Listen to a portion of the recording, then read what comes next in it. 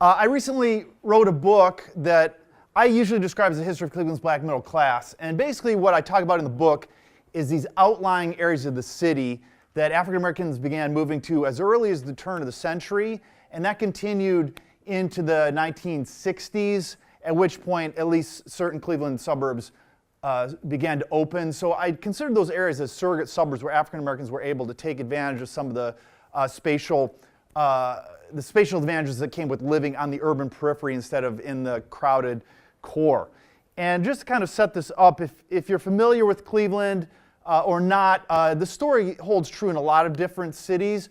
But basically what you're seeing here is this large concentrated residential district that people traditionally refer to, even historians, as a ghetto. I don't like that word for a variety of reasons. But this area in 1930 contained 90% of Cleveland's African American population. So I'm really looking at these outlying areas in my work. So again, that's Cedar Central, 90%. We've already got an outlying tract in the Leesville area where we've been doing work with Cleveland Restoration Society, as you heard, that's already a majority African American in 1940. And if you just page through, you can see these areas filling out in two vectors.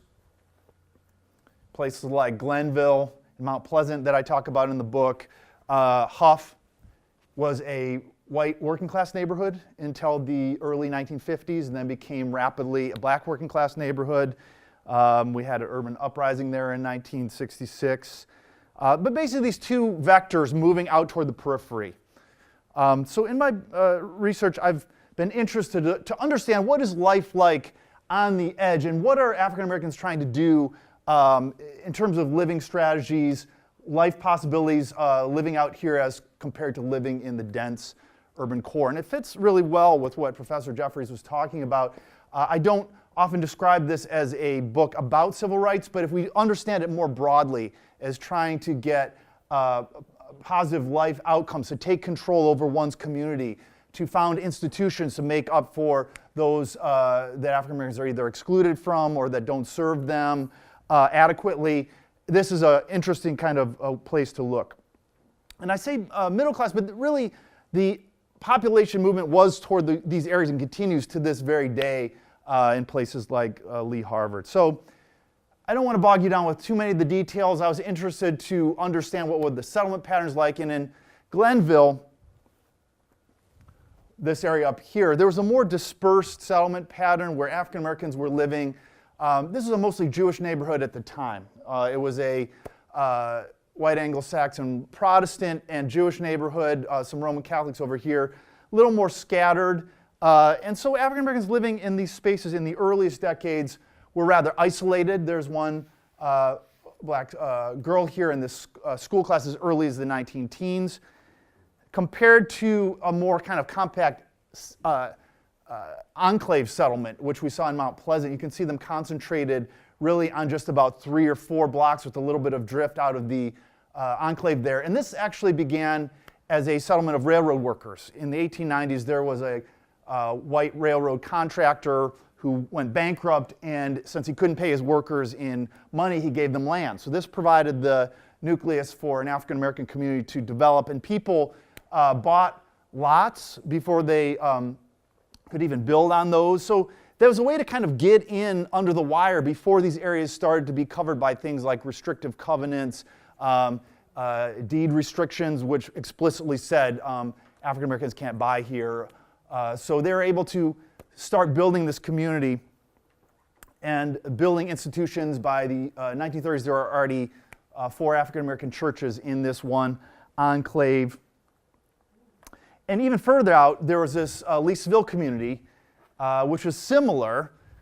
This started actually as the project of Herbert Chauncey, who was the most successful African-American businessman in Cleveland until he prematurely died in 1930. But he started the People's Realty Company, he started an insurance company, and he started the Empire Savings and Loan, which was a really much-needed bank that extended financing to African-Americans to be able to buy homes.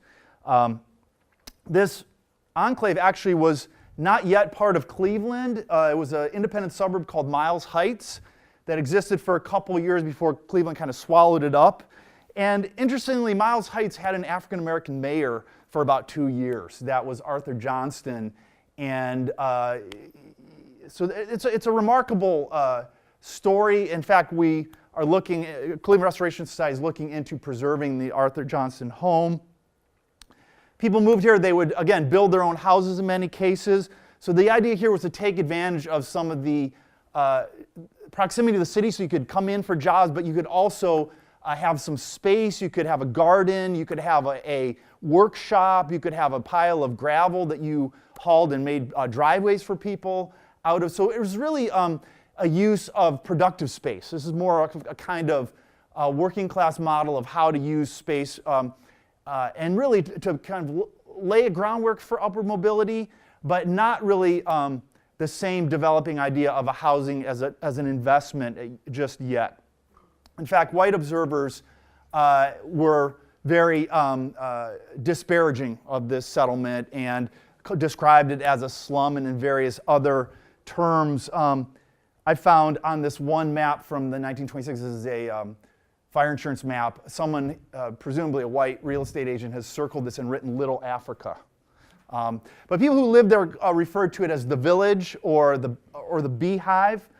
And here, just to again make this point, if you see what we're looking at here, this is a redlining map from the 1930s that the federal government actually drew up, designating areas that were worthy of investment. And you can see that any place where there were African Americans, regardless of class, is outlined in red. Not all red neighborhoods were African American neighborhoods, but all African American neighborhoods were classified as red. And so you can see that already kind of developing here. So again, you're getting a sense of them as up against all these large-scale structural factors, but still trying to come up with creative ways to get around the discrimination that they face. So building one's own house, founding financial institutions. I was really quite surprised to find out that black people were getting mortgages. That doesn't mean they're getting mortgages on good terms, but it seems as though the New Deal made things actually worse in terms of access to financing. A lot of this, again, was through African American owned financial institutions like the Empire Savings and Loan. You can see barely here. Again, that was founded by Herbert Chauncey. There were realty companies like the RFW Realty Company, and you could get some sense of all the different services they offered here: real estate bought, sold, managing, collecting, mortgages, fire insurance, windstorm, furniture, even automobile loans. So in the 1920s, you have really kind of burgeoning black businesses.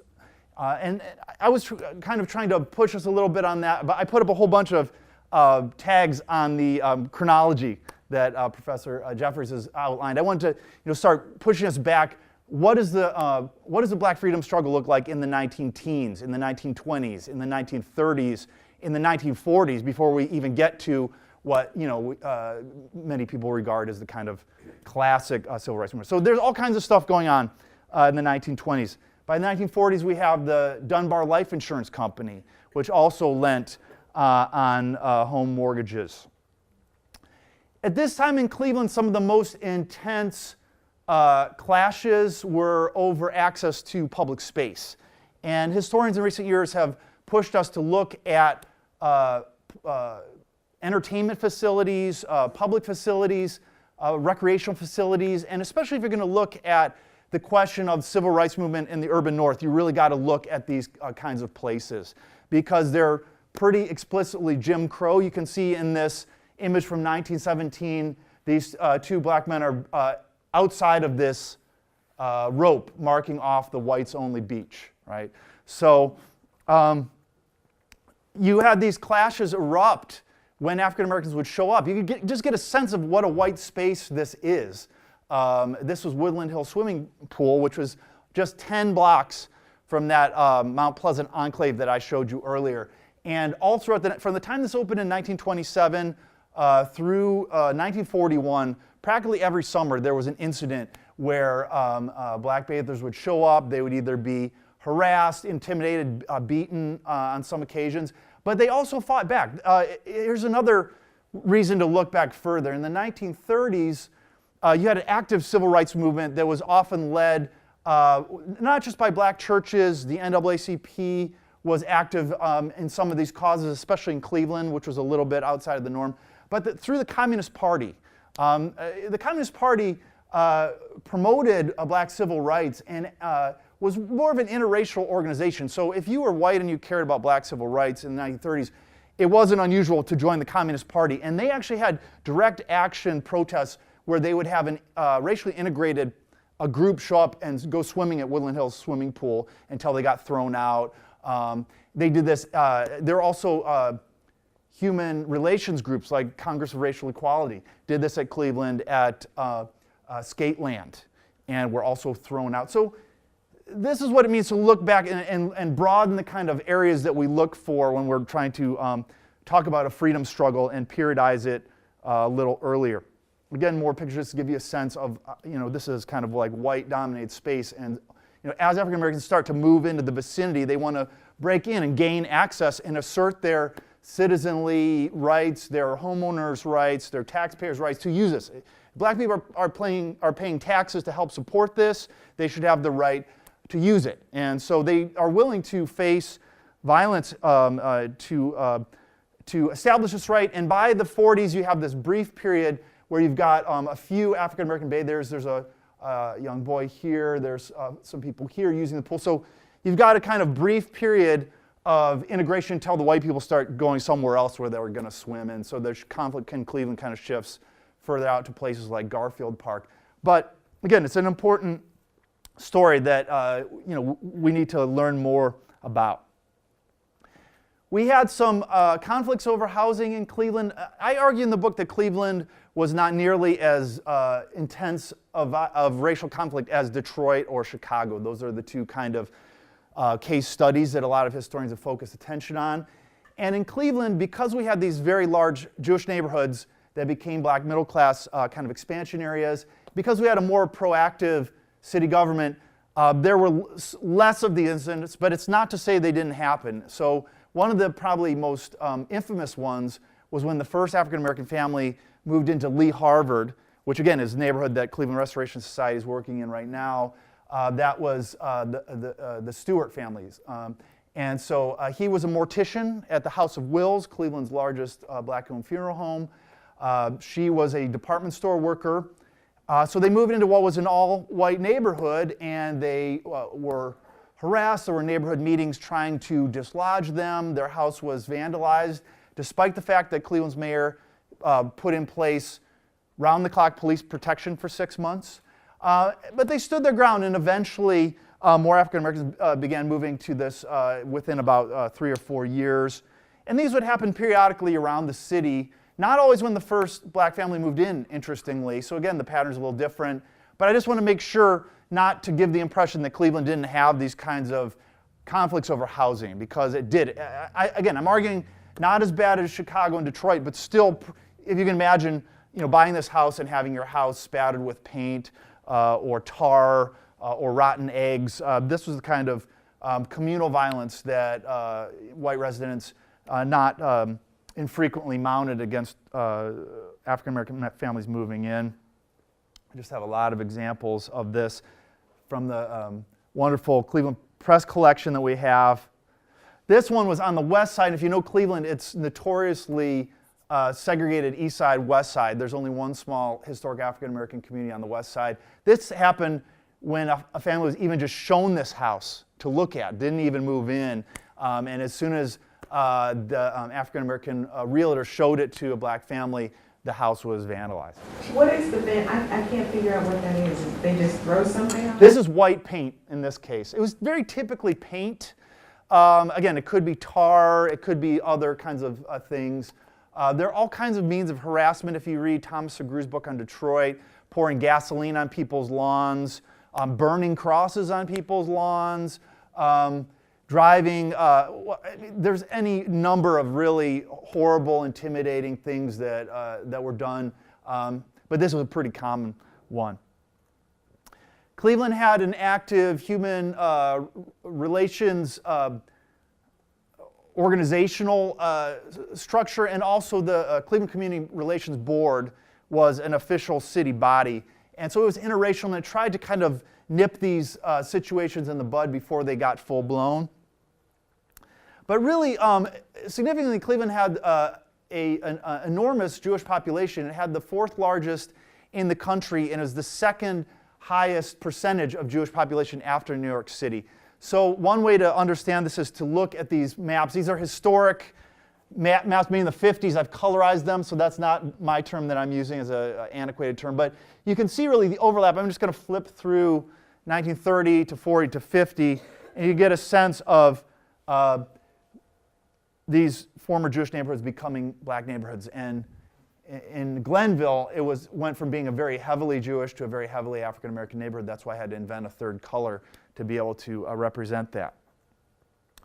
You saw also an interesting mobilization around neighborhood conservation, around good race relations, and this lasted for about 5 years. Eventually, virtually all the white population moved out, but at least it kind of cut down on some of the harassment and negative incidents that materialized in other places. So this was the Glanville Area Community Council.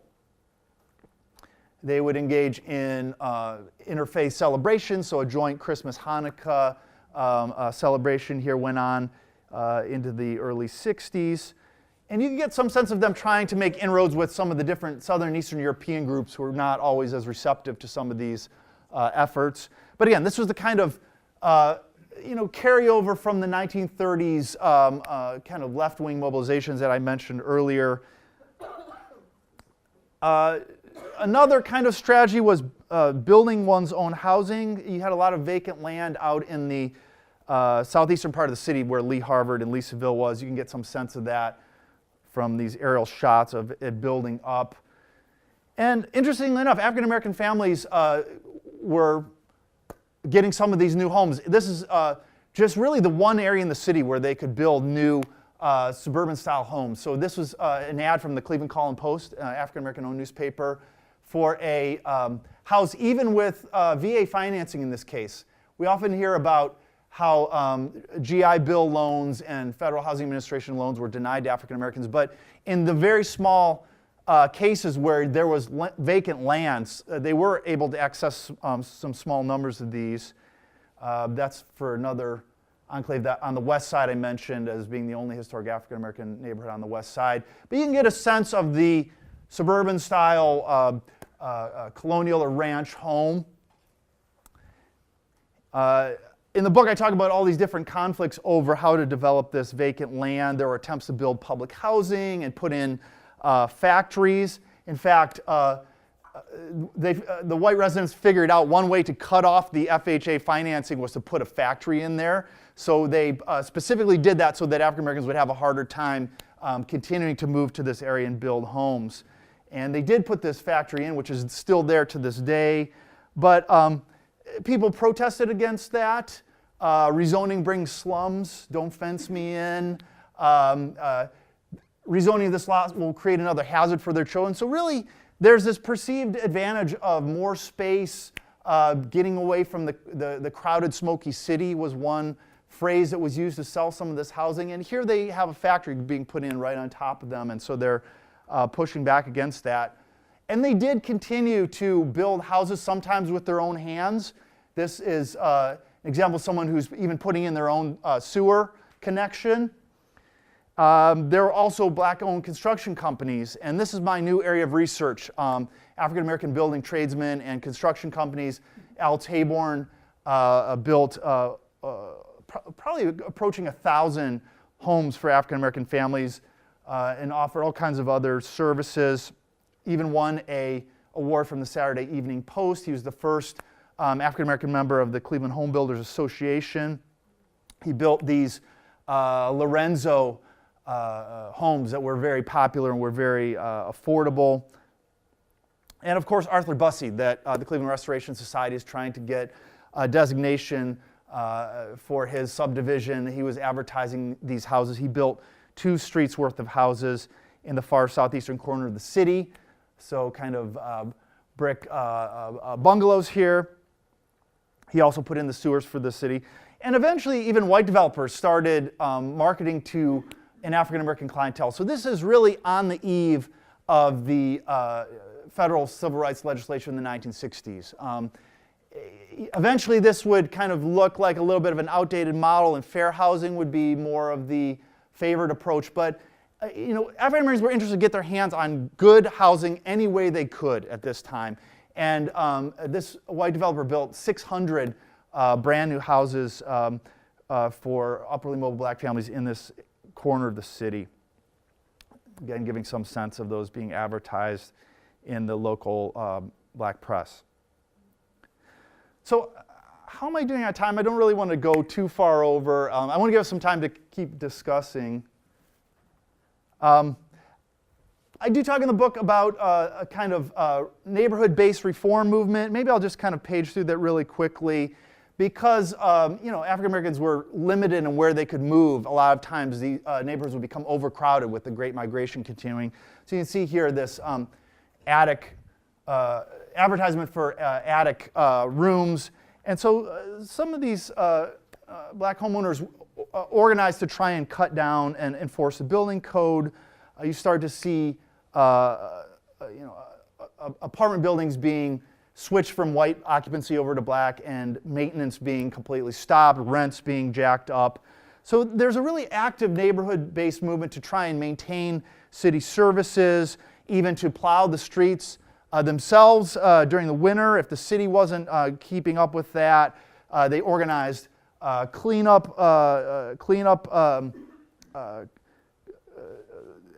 cleanups. They installed streetlights so that children could walk safely to school in the wintertime.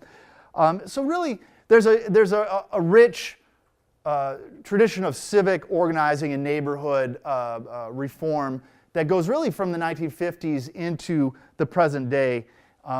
So again, if we want to think about what does leadership look like, what kinds of strategies are people using, there's a lot of ways that sometimes looks different on the really local level as compared to a national or city leader.